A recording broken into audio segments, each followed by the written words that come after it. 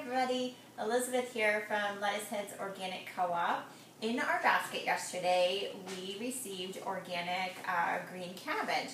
And so I wanted to take this opportunity to show you how truly easy it is to make a fermented sauerkraut at home. And I'll just show you a few of the tools. Cutting board, your cabbage, which this cabbage is actually 2.5 pounds exactly. And a good knife that you'll be able to cut through, a tablespoon, your sea salt. This is the pink Himalayan sea salt. I'm using a potato masher. I'm going to mash the sauerkraut down. A mixing bowl, and then you want whatever crock that you're going to use for your sauerkraut, you want something to fit just inside of it to kind of weight it down. And this is going to be my weight here. You could use rocks or anything that you would like, but a nice glass of water works just perfectly. So we're going to go ahead and get started.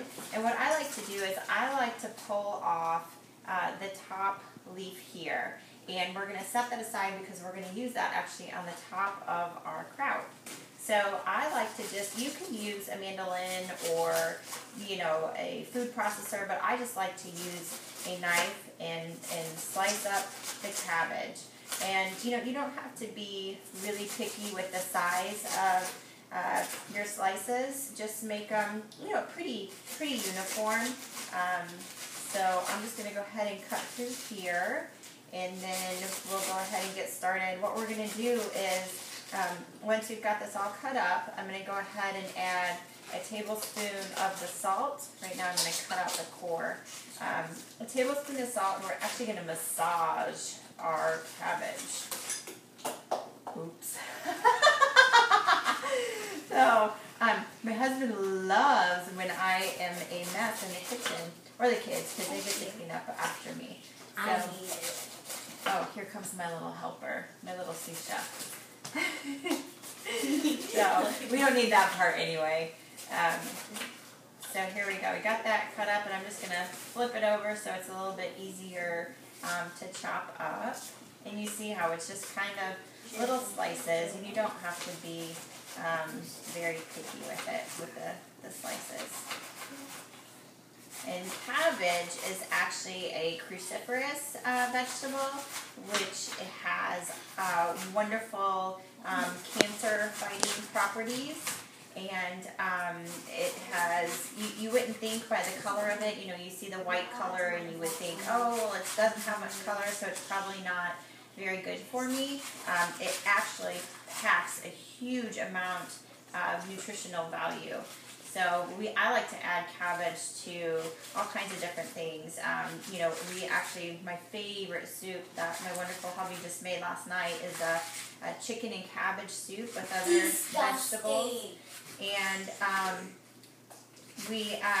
like to add it to stir fries and different things like that. So I'm getting here to the end where I kind of have a bigger chunk, so I'm going to cut that off, and then I'm going to just slice up the last few pieces here. So, and this is looking good. And you can also, if you have a big enough crock, which I think this one here would probably fit, around 5 pounds maybe. It might fit 2 heads of cabbage. You can go ahead and make, since you're making it, you can go ahead and make 2 batches if you'd like as well. I'm throwing cabbage all over the place. Okay, so I got that done, and what I'm going to do is I'm just going to throw it all into my mixing bowl here. And you'll notice it's going to fill up this bowl. And but once you start massaging it, you're actually going to release the liquids from inside the cabbage, and it'll kind of mush down. Okay, so there's our cabbage, and you can also do this in batches if you want. And then we've got our salt, so we're going to add 1 tablespoon of salt. You see I'm actually measuring it here. Not that it was very accurate, but okay. So there's our salt, and then get your hands dirty. So get in there, and you just want to squeeze your cabbage and get that salt nice and mixed in there. I had to go up on my tippy toes to do this. So So the salt will help break it down. And so what we're going to do once we get it into our fermenting crock, and we get it covered, the juices will actually cover up the cabbage. And you want to make sure that your cabbage is covered, or you'll start growing all kinds of different funky stuff. But it produces enough liquid in here that once it starts breaking down, within a day it should be completely covered. But you want to check on it, and once we get it in the crock, we're going to go ahead and leave it for about 4 weeks, and then our cabbage will be nice and tangy, and then you can go ahead and put it in a covered container, glass container in the fridge, and then you can just keep it in there. And here it doesn't last very long. The kids just devour it, and us. We like it, and even for breakfast in the morning, you can put it with your eggs.